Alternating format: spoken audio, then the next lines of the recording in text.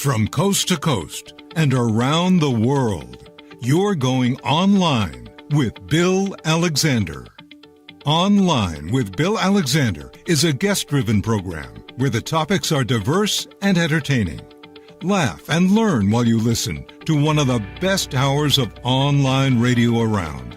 Online with Bill Alexander.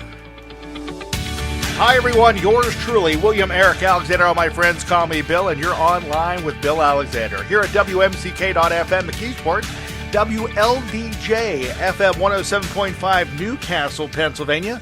You can also find it at us at HOFMradio.com, and we're also at Delmarva Talk Radio out of Delmarva, Delaware. And, of course, we're on Fayette TV, Channel 77 in Fayette County. So I hope everything's going fine for you on this wonderful day. Interesting program tonight because we're going to talk about history, especially World War II history, and we're going to be talking with the president of the 306th or 306. Let me do that again. Bomb Group Historical Association, the author of the book "Shot Down: The True Story of Pilot Howard Snyder and the Crew of the B-17 Susan Ruth," and actually, it's Howard's son, and Howard's son. Steve is with me on the phone line right now. Steve, how are you doing this evening? I'm doing fantastic. Thanks a lot. I am so glad you're able to join me this evening. So I was looking through what you sent to me about the book. Now, what year was the book written? Actually, it was published in 2014, so it's been out a little while, but okay. It still is doing very well. So what got you to write the book? Oh, gosh. Well, growing up, I knew the basics of my dad's World War II history. Okay. I knew he was a B-17 pilot. He was stationed in England with the 8th Air Force. His plane was named the Susan Ruth after my oldest sister, who was 1 year old at the time that he went overseas. Oh, okay. And he flew bombing missions over Europe, and on February 8th of 1944, his plane was shot down. And he was missing in action for 7 months, but he evaded capture and eventually made it back to England. But it wasn't until I retired in 2009 that I really had the time to delve into my dad's war history in more detail. And at that time, I had no intention of writing a book. My parents had kept a lot of material from the war years, and I just wanted to go through that, organize it, learn more about it. And there were two things that were really significant. One was a diary that my dad wrote while he was missing in action in Belgium about his plane being shot down, which is absolutely riveting, which is in the book. Okay. And the other were all the letters that my dad had written to my mother while he was while he was stationed in England before his plane got shot down, and those letters were absolutely fascinating. And I just became fascinated with the story of my dad and his crew. It became my passion. And 3 years into my research, I just came to the conclusion that the story of my dad and his crew was so unique and so compelling that people needed to know about it, read about it. So I decided to write a book. So explain to the audience what happened, because as I said, I watched the video with your dad that you did in 2000, that you shared in 2013, and this was his 8th mission when he was shot down, correct? That is correct. And yeah, he was. How many crew members were on the plane with him? Because he had himself, his gunner, and was it 2 or 3 other people? Well, actually, a B-17 had a 10-man crew. Okay. There were 4 officers, the bombardier, the navigator, and then the 2 pilots. My dad was the first pilot, and as such, the commander of the plane and the crew, and then the co-pilot. And then there were 6 enlisted men or non-commissioned officers who were mainly gunners. So there was a 10-man crew. Okay. So when the plane went down, who shot it? How did it get shot down? And what happened after it was shot down? Okay. Well, it was on a bombing mission to Frankfurt, Germany, where my dad, the plane dropped their bombs successfully, but their bomb bay doors got hit by anti-aircraft fire, flak, and they couldn't get them back up. And as a result, that caused a drag on the plane, and they lost airspeed, and they fell behind the formation who was heading back to Europe to go back to their bases. and they were singled out by two German Focke-Wulf fighters. Wolves or lions, coming in on prey.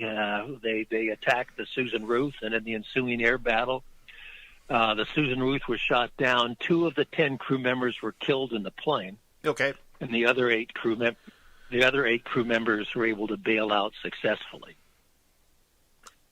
Okay. But both those German Focke-Wulf fighters were shot down at the same time. One, piloted by Siegfried Merrick, crashed, and he was killed. The other was piloted by Hans Berger, who was able to bail out, and he made it through the war. Now, there were 2 people from the B-17 that survived after everything was said and done, correct? Your father came out of it. I just forgot what it was. That just escaped me. But there were 3 gentlemen captured by the Nazis, correct? And then there was another gentleman that was also came down that they did not get captured. Yeah, of the 10-man crew, 5 of the crew survived and came home. 5 of them did not. Okay. 2 were killed in the plane. As you mentioned, 3 evaded capture for about a couple of months, but they were captured. But they were captured by the Germans and shot. My dad and another crewman, the tail gunner. That's it, the Bill tail Schlenker, gunner. Evaded capture, although they were not together at all. Okay. And then 3 others became prisoners of war. So something different happened to each guy. Okay. Because the interesting thing is the 3 guys that were interrogated, then basically taken into the woods and shot in the back of their head, was just to think about it is just horrific. And there were a couple of people Belgians that actually saw your dad who was stuck in a tree, and they actually got him out of the tree? Yes. Well, you just covered quite a bit of ground right then. Sorry. Actually, the 3 of my dad's crew, they actually eventually met up with 5 other downed U.S. airmen. Okay. From 3 other B-17s. And they were hiding in the woods, being helped by Belgium partisans, members of the Belgium underground. And a Belgium collaborator told the Nazis about him, and the Nazis came and surrounded this hut that they were staying in the woods near Chimay, Belgium, which was just north of the French border. And they captured them. They took them back into a schoolhouse in Chimay, which is actually still there today, interrogated them, and then they took them back out the woods, and they shot all 8 men. Wow. So yeah, how did your dad evade capture then? Well, my dad, he was the last one out of the plane, kind of being the captain of the plane. He made sure all the other crew were out before he bailed out. Okay. He came down in some woods just in the little village of Mackenwas, which was right at the French-Belgium border. And his parachute got hung up into some trees, and as you mentioned, a couple young Belgian men came to his rescue before the Germans got to him. This occurred in early afternoon. They went back to the farmhouse, got a ladder and a rope, held it down the tree, and they told him to stay put because they thought it was too dangerous for the Belgian to try to move him during daylight with the German patrols combing the area. So my dad, hunkered down, and then that night they came back and got him and took him. Actually, the 2 Belgian men were named Henri Franken and Raymond Dervan. Took him to the Dervan farmhouse. He stayed there one night. They thought it was too dangerous for him to stay there any longer than that, with those German patrols combing the area. So the next night, a Belgian customs officer, his name was Paul Tilken, came and got him on a tandem bicycle and to try to take him to a safer location. Uh-huh. And they headed out that night, and it's kind of one of the interesting stories that's in the book. My dad had some wounds in one leg, So he can only pedal with his good leg, and they came to a hill, and they weren't able to pedal up the hill any longer, so they got off the bike and started pushing it up the hill. And when they got to the top of the hill, there was this cabaret, little cafe. The lights were on, loud music was playing, people were laughing, talking loudly, and all of a sudden 2 German officers come out of the cafe with their arms around these 2 young girls, and one of them comes up to my dad and asks him for a light for a cigarette. Well, my dad can't speak German or French at that point, and he was petrified, but Paul Tilcan, the Belgian customs officer, knew what they were talking about. He lit their cigarette, and they let him go on their way. My dad said these Germans were so drunk and so interested in these 2 girls, they didn't really pay too much attention to these 2, yokels pushing the bike up the road. So your dad's there. I mean, he's basically MIA for 7 months. Did he try to get communication back to your mother at the time, or was that just too dangerous to do? Well, he actually wrote 3 letters to my mother, but they never got to her. Okay. So he had no communication. That was really stressful on my dad. Here he's playing with his tack. It's on fire. He has to bail out. He comes down in a foreign country, has no idea where he is. He can't communicate with the U.S. military, doesn't know what happened to his other buddies on the crew. And he's being helped by these Belgian people who are complete strangers. They can't communicate at that point because they don't know English. He doesn't know French. He has a little French-English dictionary that was in an evasion kit that he could kind of use. But and any one of these Belgian people could be collaborators and turn them over to the Gestapo at any given time. So that was very stressful for my dad. After Paul Tilcan, the Belgian customs officer, came and got him on the tandem bicycle, they took him to another place. And after that, he was moved around from place to place to place. You might stay one night in one location or maybe 6 weeks in another location. It all depended on how brave the Belgian people were who lived there and how dangerous the Belgium underground thought it was for him to stay there. What I thought was interesting is hearing your dad say that it all depended on how the makeup of the family was. If they were brave, they would keep him there, but if they were skitterish, they would move him quickly. And in my way of thinking, I would think if someone wasn't brave, they would try to hunker him down as long as they possibly could instead of risking moving him. But again, that's just a very interesting way to think about it. The other thing I thought was interesting is all depended on how much money the families had, if they were able to buy food from the black market to be able to feed not only the family but for him. Because if they didn't have a lot of money, they could be eating potatoes for 5 nights. That's exactly right. Because Belgium was occupied by the Nazis then, so all the food was everything was rationed, and it was pretty lean times. The bread, had sawdust put in it. It was pretty bad eating. But people who had a little bit of money, they could buy things off the black market. And my dad said they were the people who hit him were just unbelievably brave people, and they let him sleep in their bed. They slept on the floor. They gave him the majority of the food that they had. Just wonderful people. And the people who hit my dad, and any downed airman for that matter, were unbelievably brave people. I mean, they risked not only their lives, but the lives of their family and friends, because if the German secret police, the Gestapo, found out about it, they would be arrested, tortured, and either sent to concentration camps or shot. Right. And some of the Belgian helpers who aided my dad and other members of his crew did meet that fate. So when your dad was involved with the underground, what did he do with them?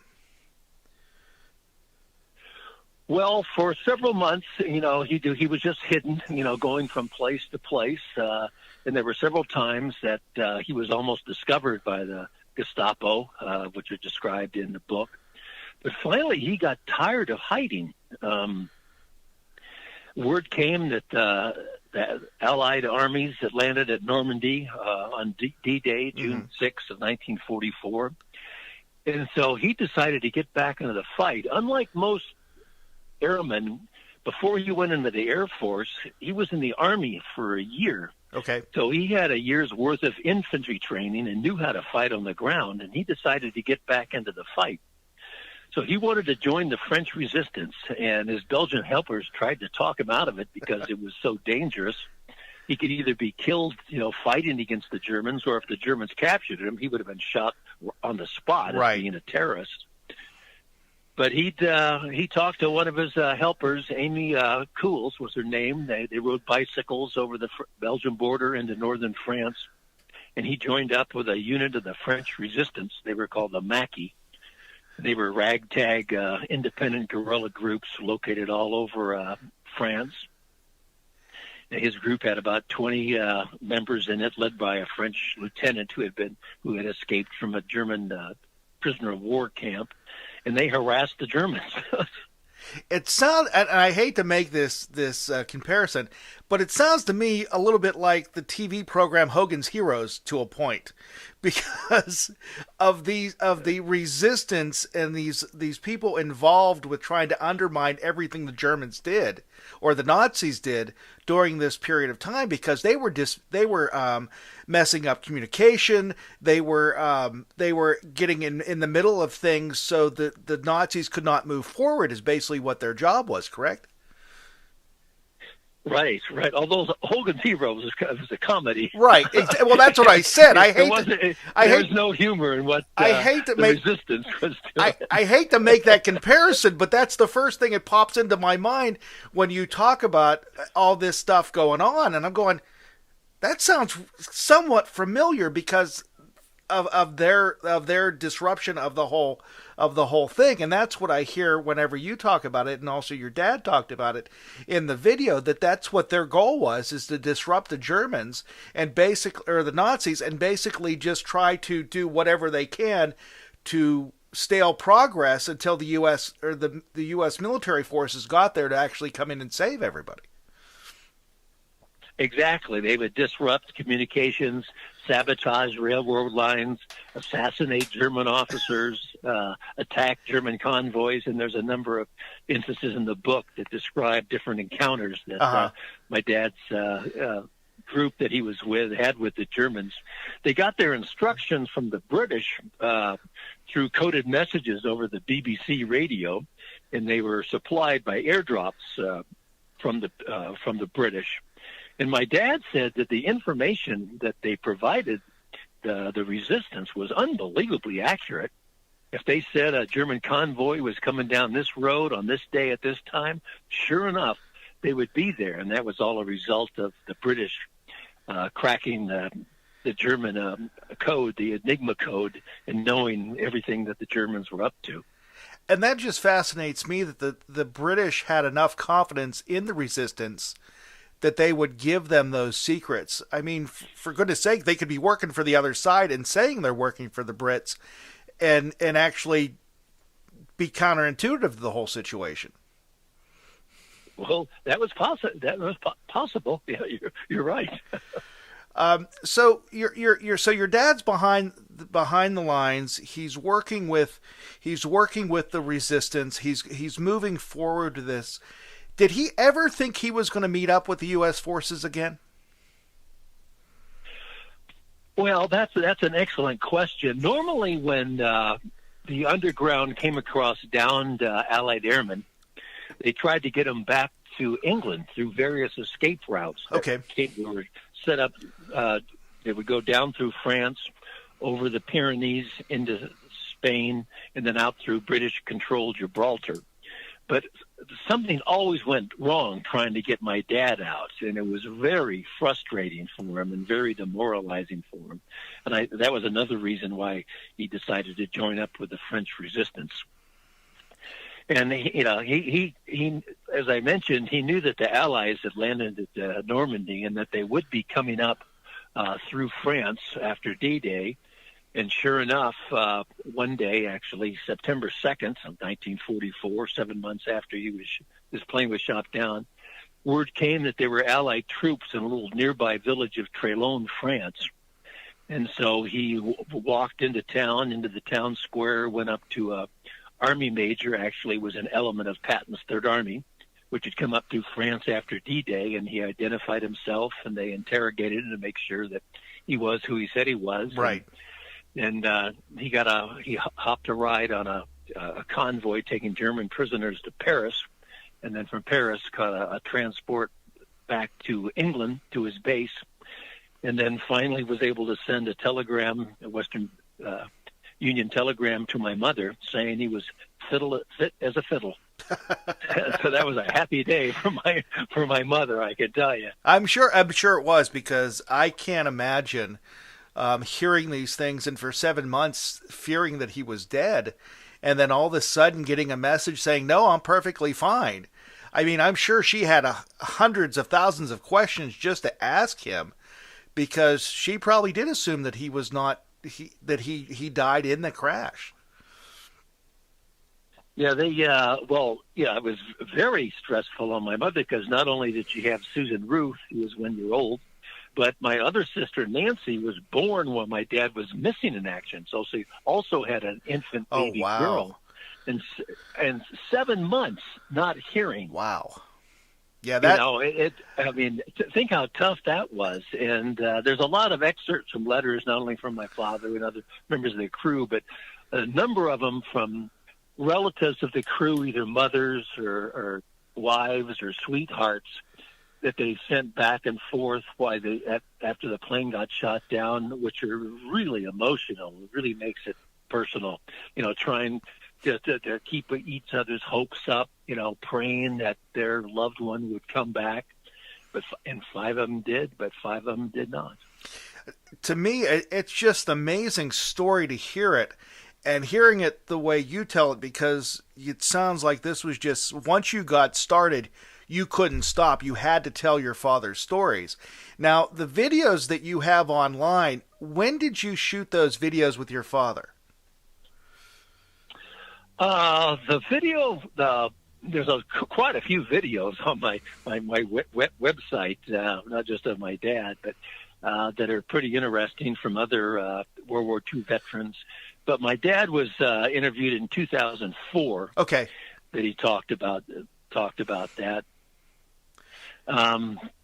As I mentioned, I knew the basics of growing up, but it really didn't become personal for me until 1994, when I've been to Belgium 6 times, and my first trip was in 1994. My wife and I accompanied my parents to the 50th anniversary of the liberation of Belgium, and of my dad's plane being shot down. And then with my dad, I went to these various houses and farms where he was hidden, and met some of his helpers, and that's really when it became personal for me. Well, that was just going to ask you, that is, if he kept in touch with anybody from the resistance or the people that helped him, just to keep that connection, because I'm sure that they were very, very vital to his life at that period of time. Absolutely. And he did stay in contact with the people that he stayed with for lengthy periods of time. Okay. And they exchanged letters, Christmas cards. And like most World War II veterans, my dad didn't talk a lot about the war. Yes. Until 1989, and a Belgium organization, the Belgium American Foundation, which was formed by Dr. Paul Delahaye, was created to honor and remember the U.S. troops and servicemen that freed his country from Nazi occupation. They erected a memorial to my dad and his crew in the little village of Mackenwas in 1989, and my dad and the other 3 members of the crew that were still living at the time went over for the dedication with their wives. And there my dad was reunited, physically with all those people that hit him during the war, revisited those places where he was hidden. And that brought it all back, and he started talking about it a lot after that. And then you said a lot of people that fought through World War II do not talk about it. And my grandfather was a Marine. And prior to him passing, I asked him about it.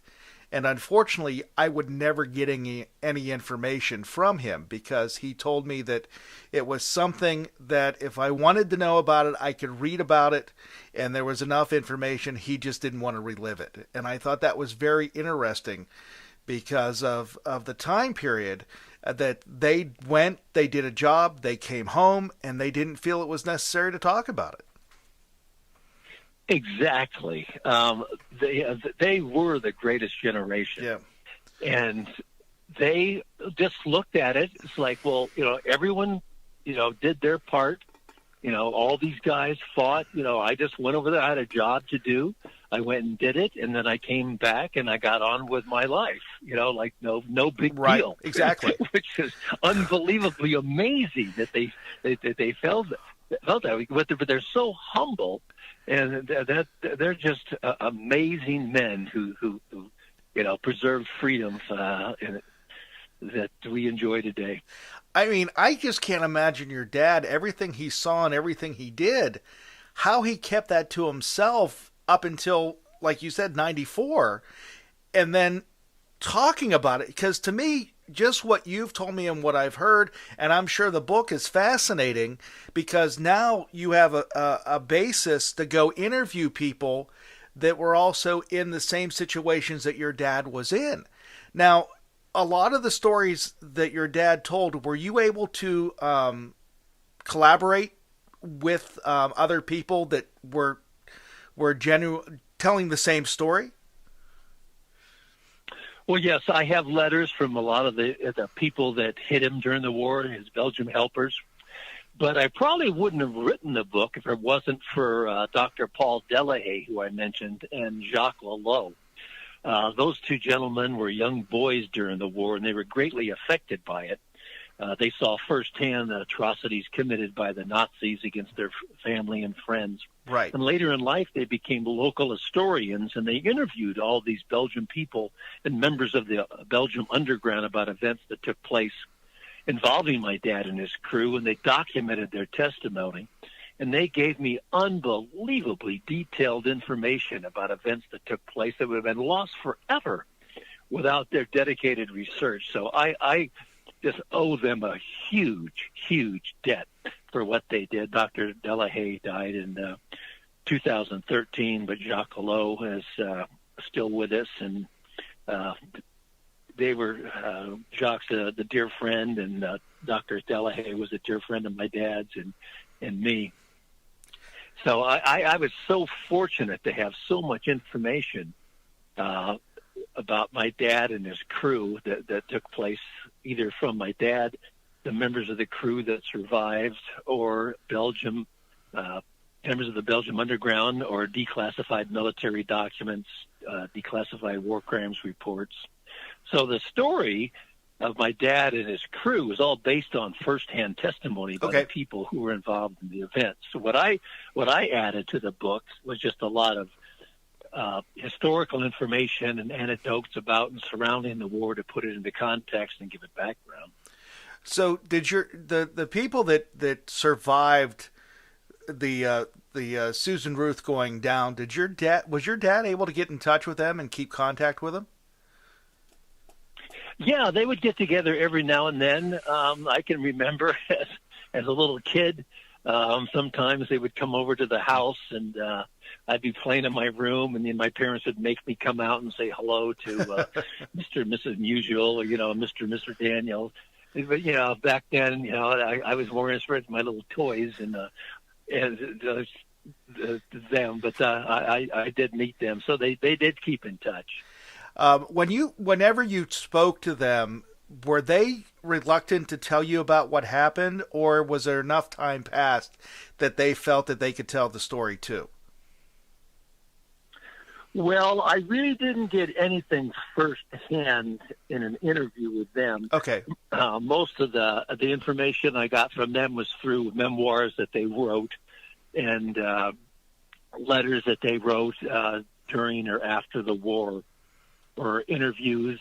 One of my dad's waist gunners, Joe Musial, when they went over for the dedication of the memorial, he videoed the whole thing, and they would talk. And so I hours of this videotape that the guys would talk about what happened and what they went through individually.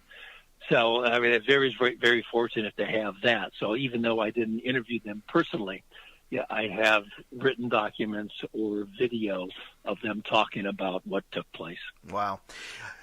You're online with Bill Alexander here on WMCK.FM McKeesport, WLDJ-FM 107.5 Newcastle, and we're streaming online at HOFMradio.com, and we're also at Delmarva Talk Radio in Delmarva, Delaware, and we're streaming online at italknet.com, and also we can be seen locally in the Fayette County area at FayetteCountyTV.org and Fayette County TV on Channel 77. Boy, that's a mouthful. It gets longer every week.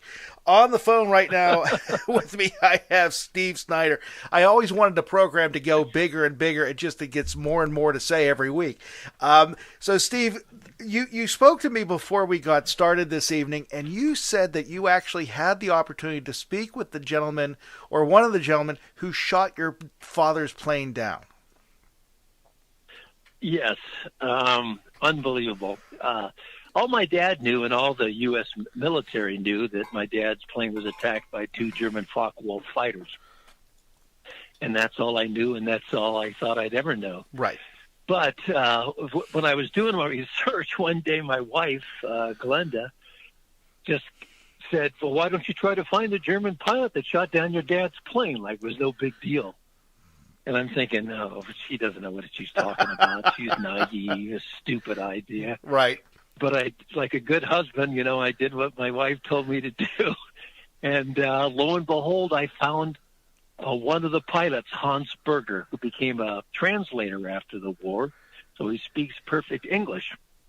And he was one of the 2 German pilots that attacked my dad's plane. As I mentioned, Hans Berger, his plane crashed and he was killed. But actually the gunners on my dad's plane shot Hans Berger down. So they shot each other down at the same time. Okay. And finding Hans was unbelievable. I was so excited. I'm excited just talking about it. And we've become good friends. He's the only person from the shot down story who's still living. Hans is 96 years old, lives in Munich, Germany.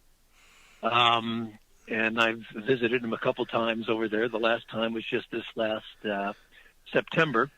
We went to the Hofbrauhaus and had a couple Augustiner beers, and we've become good friends, and it's just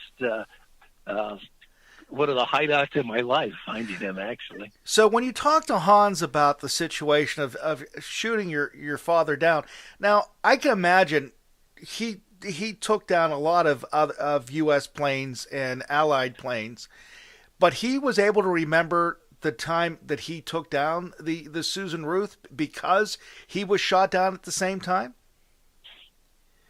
Yes, I mean, he really can't, he doesn't remember, the details. He just remembers that he attacked this B-17. Okay. And he was shot down and he had to bail out.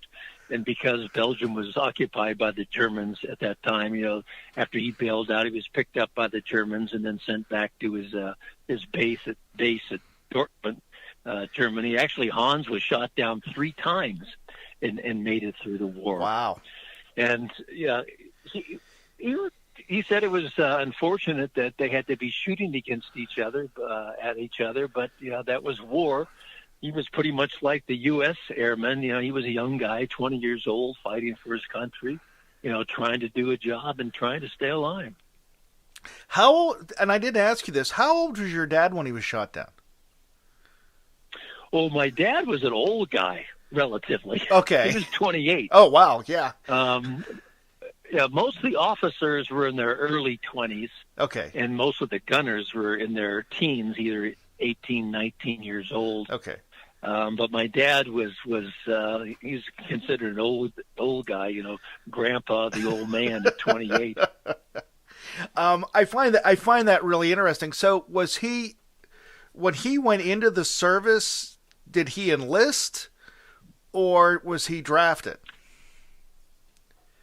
Well, as a result of the first peacetime draft implemented in the fall of 1940 by President Franklin Roosevelt, my dad, registered and went into the Army in April of 1941. Okay. And as I mentioned, he was in the Army for a year, and then he got married to my mother, Ruth Hempel, in July of 41. And then Pearl Harbor got bombed by Japan on December 7th of 1941. And my mother was pretty, concerned about the future. So she went up to visit my dad over Christmas in Washington, Fort Lewis, Washington, where he was based. And then 9 months later, my oldest sister, Susan Ruth, was born. Okay.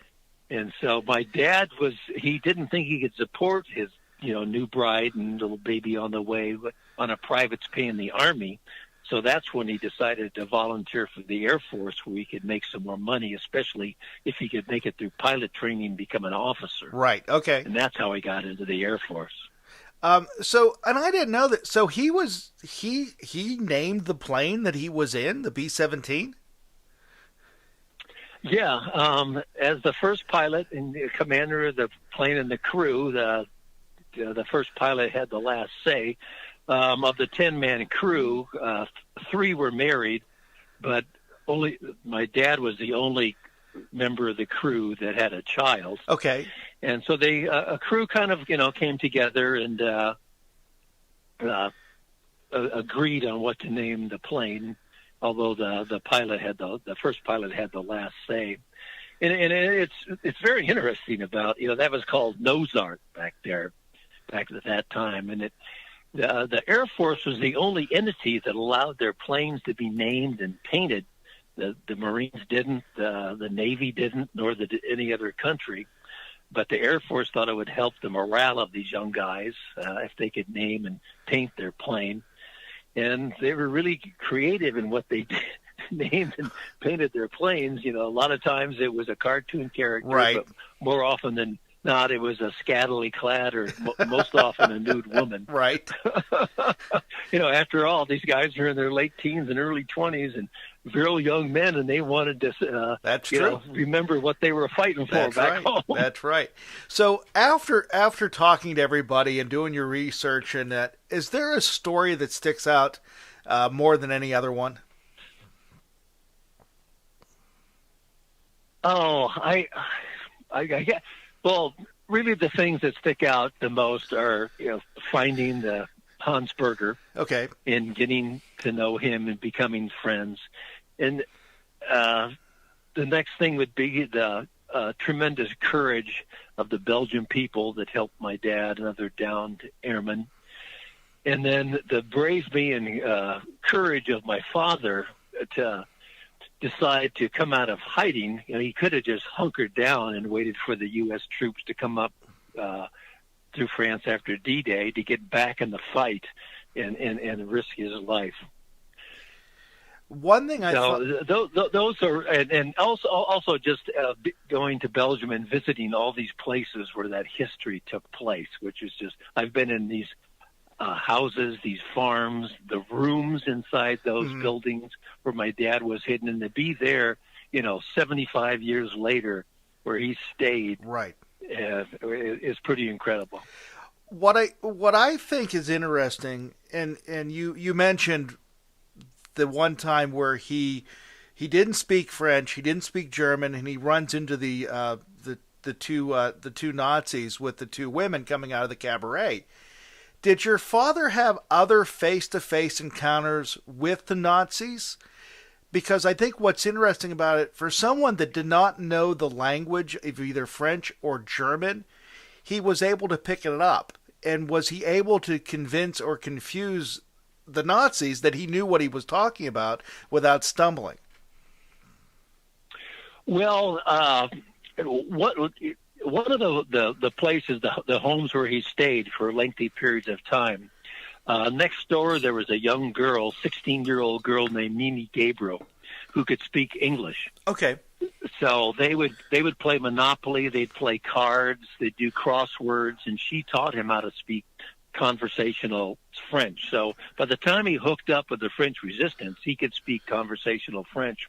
And that's another thing that's pretty amazing, because here he goes, well, I want to hook up with this French Resistance unit, and all of a sudden, he comes to this unit. And these guys have been fighting, they're Frenchmen, Belgium or Algerians, some of them in his group. And they go, here's this guy, they don't know him from Adam. So, he had to prove himself to them. They're going, well, who is this guy, this American guy that wants to join us? I mean, that's pretty amazing. Were the people that joined, was he the only American in that group? Oh yeah. Because to me, that is just amazing, because he basically had to, at least for those 7 months, had to adopt another culture and assimilate into it. So he wasn't different than anybody else, because you know how certain things are. People stick out like a sore thumb, and he couldn't do that because they would be targeted.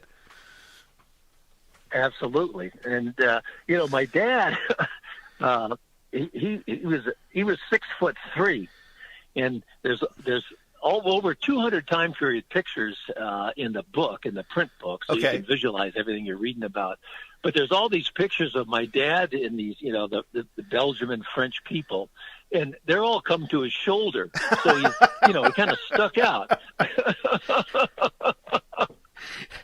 Yeah, you can't really hide when you're the tallest one in the group. Yeah, I can. Yeah. And he did they gave him civilian clothes, and he wore a beret. Right. And after the war and throughout his life, he always liked to wear a beret. It reminded him of those times. But he did have some up close and encounters. When he was fighting with the French Resistance. Which, as I mentioned, they were described in the book. When he was there, and I keep hearing bicycle over and over again. Was that the main mode of transportation, that he had a bike from place to place? There were no motor vehicles? Was that because the Nazis basically removed that from the Belgian society because they wanted to be able to keep control of them? Oh yeah. You could not own a car. Well, back then, hardly anyone had a car. Back in in the early 40s, right? Because you had to be pretty rich to have a car back then, especially in Europe. So the cars were confiscated unless if you were a civilian and had some important administrative job. Okay. So most people, rode bicycles. Because actually, when I was going to say that actually in England at the time, that when the 8th Air Force was there, that was the main means of transportation by all these air crews was bicycles to go from the base into the little local village. Mm-hmm. After doing all this, did you ever ask your dad if he felt that he was not going to make it back to the U.S. while he was involved in the French Resistance, or did he always have the mindset that he was going to make it back home again? Well, I think one thing, again, back at that time, most of the country had a strong belief in God. Okay. And had a strong faith. My parents were both strong Christians, and so they prayed and relied on God that if things would work out. So they just did what they had to do and hoped everything would work out for the best. So I noticed that you talk about the book and you actually speak out about it.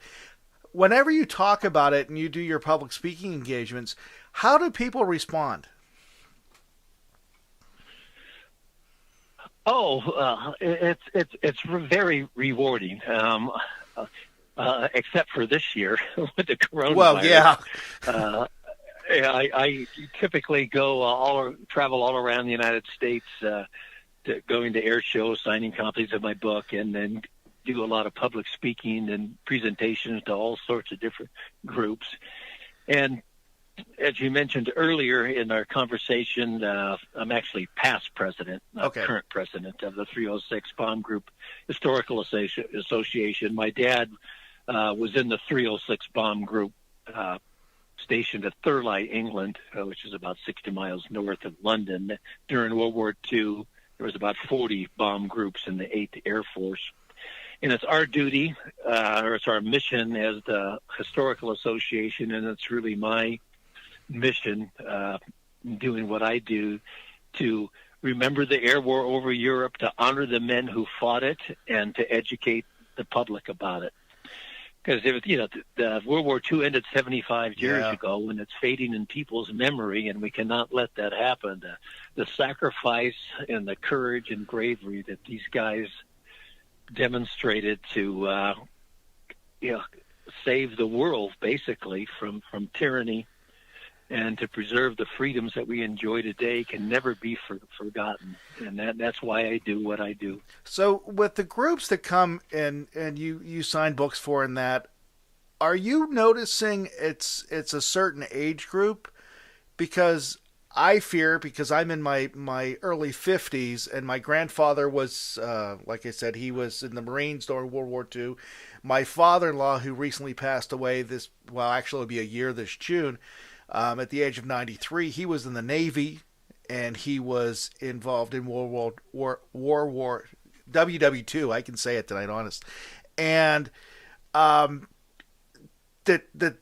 because it's so far removed, like you said, 75 years ago, that the younger generations don't understand the importance of this time period?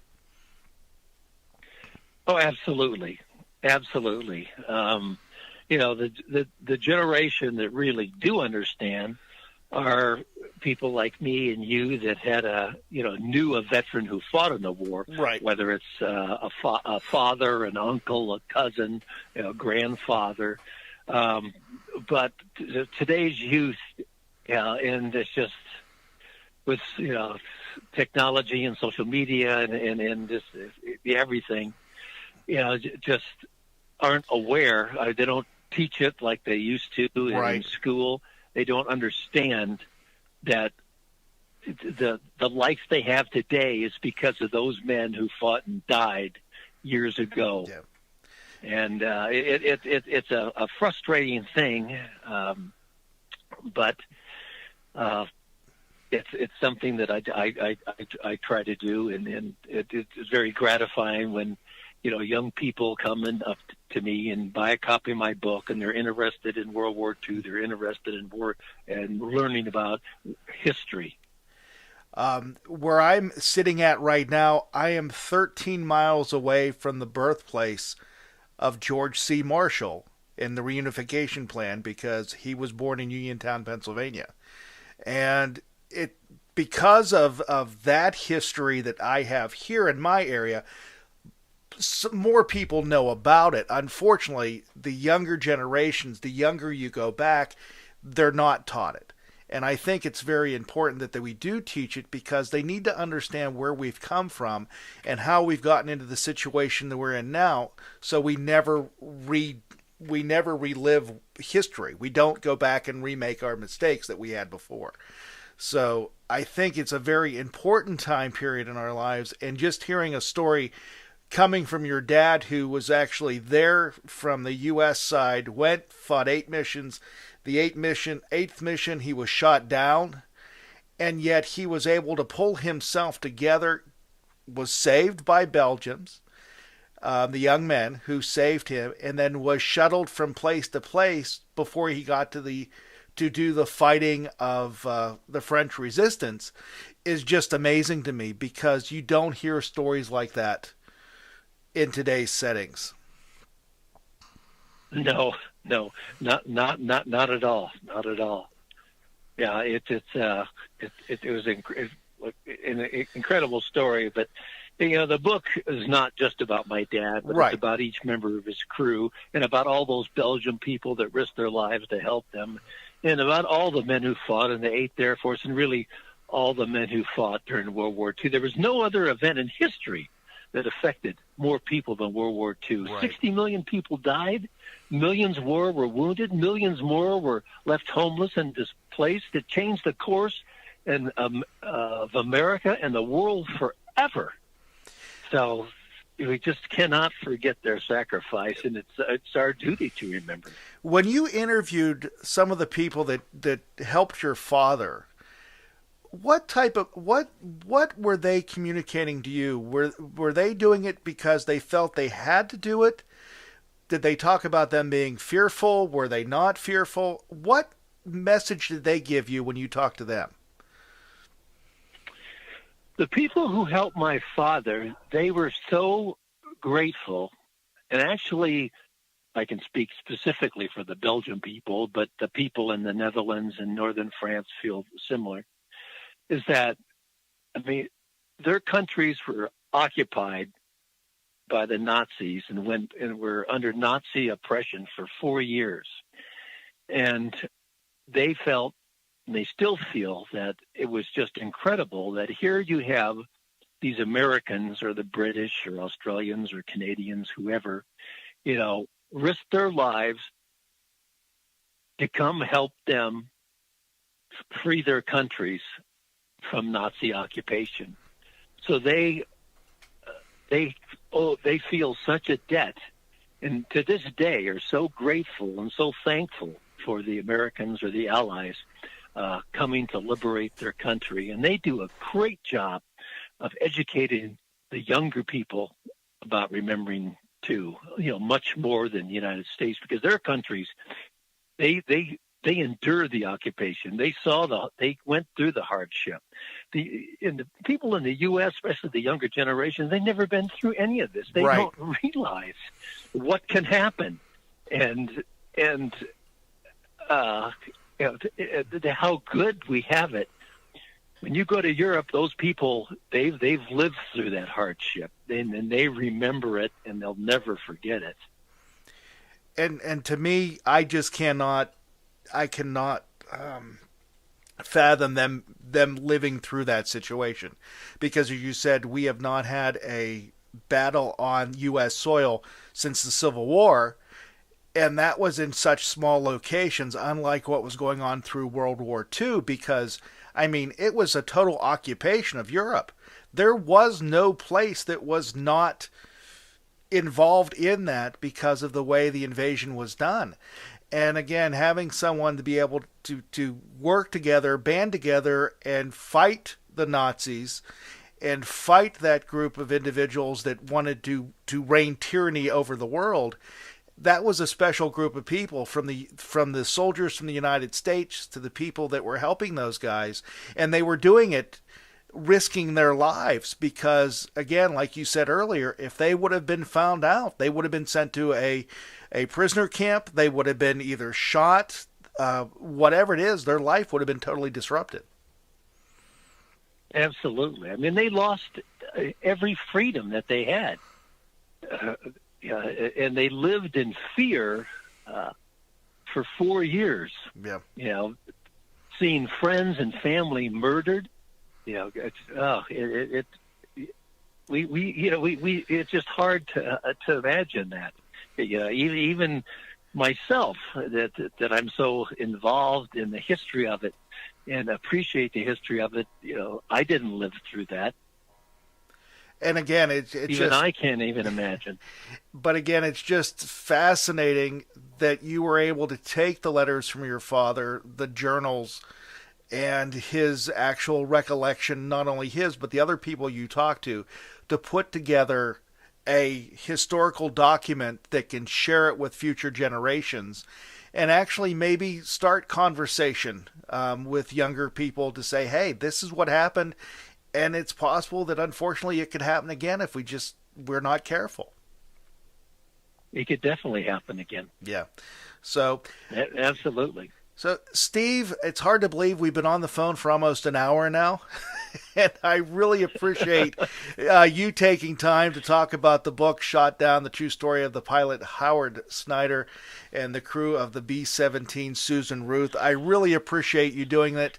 The book is available at Amazon.com. I will put a link of it in the description here and of the program on the podcast. And for those of you that are listening to us on the radio, go to Amazon.com and look up Shot Down, the true story of pilot Howard Snyder and the crew of the B-17 Susan Ruth. It will pop right up and you'll be able to purchase the book. And also you can go to Steve's website too, come to think of it, SteveSnyderAuthor.com, to find out more information. Yeah, there's if somebody wants a personally signed autograph book, they can go to my website. There's on the homepage.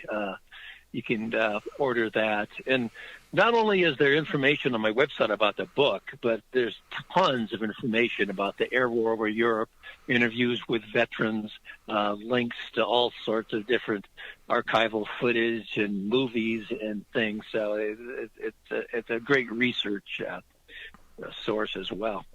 Well, Steve, thank you very much. I really appreciate you taking time to talk to us this evening, and I wish you all the best. Well, thank you very much, Bill. I appreciate it. I had a good time. Thank you very much for having me on your show. Oh, you're very welcome. Hopefully we can talk again soon. Okay. Sounds like a plan. Bye-bye. You're listening to Online with Bill Alexander here on WMCK.FM McKeesport, WLDJ-FM 107.5 Newcastle, and Delmarva Talk Radio, Delmarva, Delaware. And you're listening to us online at iTalkNet.com. We'll be back in just a moment to wrap up this program tonight, and we'll see what's coming up soon. What to expect when you're expecting a teenager.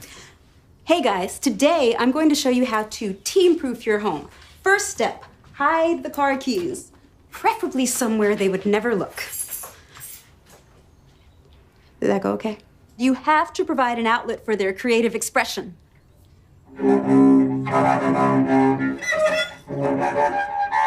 So good. Challenges will come up. Be ready for them. Hi, honey. I'm ready for the... Mom, you don't use mannequins in the mannequin challenge. You don't have to know it all to be a perfect parent. Thousands of teens in foster care will love you just the same.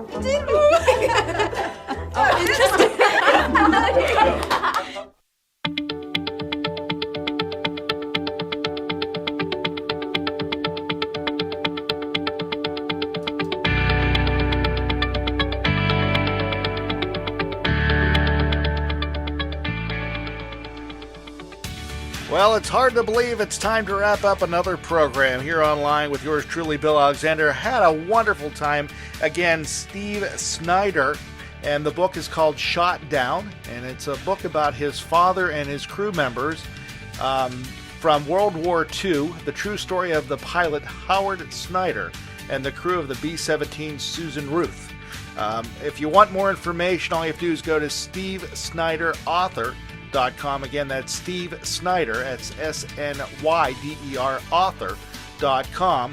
And you can also check out more information by going to Amazon, searching the book's name. It's there, and I'll put all the information in my show notes if you're listening to the podcast at iTalkNet.com. Guys, I am out of here. You have a great one. We'll talk to you next time here online with yours truly, Bill Alexander.